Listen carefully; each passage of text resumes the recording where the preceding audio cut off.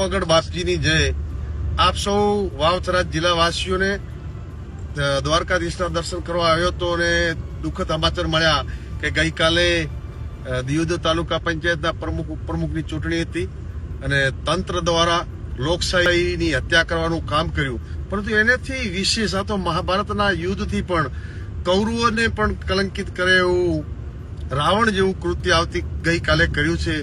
અમારા કોંગ્રેસના યોદ્ધાઓને દબાવવા માટે ખોટી 307 જેવી કલમો લગાવી અને વિશેષ બાબતે કે અધિકારીને ક્યાં ખબર હતી આ લોકોએ કર્યું છે।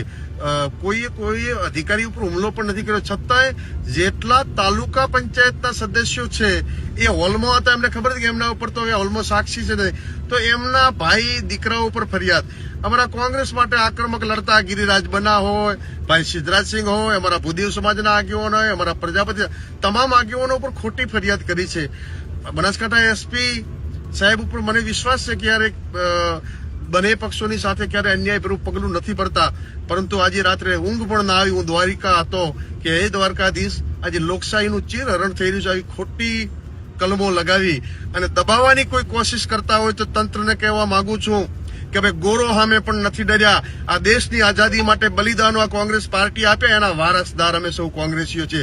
આવતીકાલે વાવ-થરાદ અને બનાસકાંઠા જિલ્લાની તમામ પ્રજાને વિનંતી કરું છું કે આ લોકશાહીનું ચીરહરણ થઈ ગયું છે, આ લોકશાહી બચાવવા માટે આવો આપણે સૌ આવતીકાલે દિયોદર મુકામે જે લોકશાહીની હત્યા કરવામાં આવી છે અને ખોટી ફરિયાદો કરી અને કોંગ્રેસના કાર્યકરોને દબાવવાનું જે કાર્ય કર્યું છે, એક નહીં 1000 ફરિયાદો કરશો તો પણ લોકશાહી માટે કોંગ્રેસ જ્યાં લડવું પડશે ત્યાં લડશે।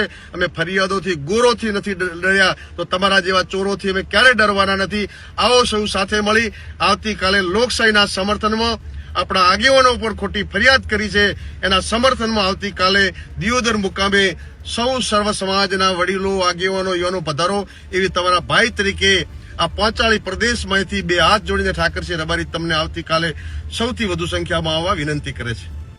આપના પોતાના પ્લેટફોર્મ લલકારને લાઈક કરો, ફોલો કરો, સબસ્ક્રાઇબ કરો અને શેર કરો।